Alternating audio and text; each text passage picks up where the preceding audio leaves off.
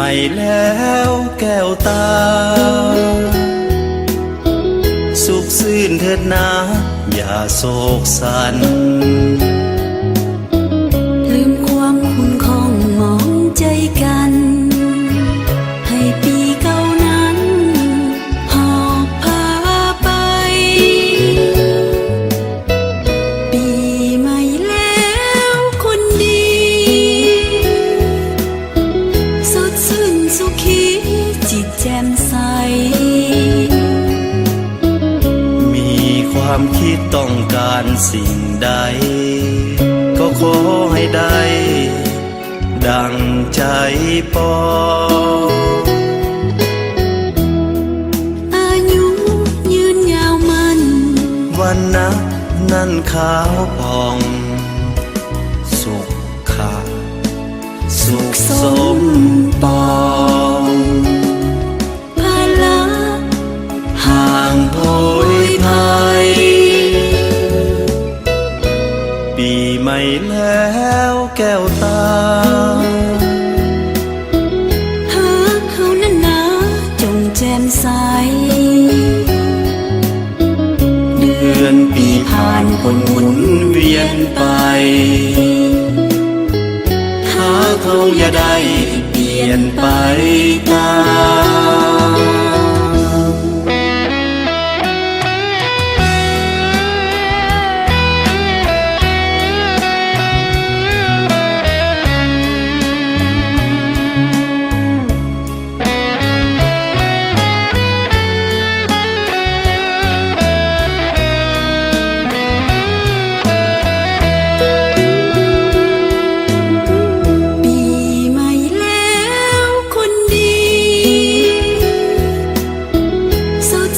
สุขีจิตแจ่มใสมีความคิดต้องการสิ่งใดก็ขอให้ได้ดังใจปองอายุยืนยาวมันวันนับนั้นขาวผ่องสุขค่ะสุขสมปองภาระห่างโผยพายปีใหม่แล้วแก้วตาหาเขานั้นนะจงแจ่มใสเดือนปีผ่านคนหมุนเวียนไปหาเขาอย่าได้เปลี่ยนไปตาม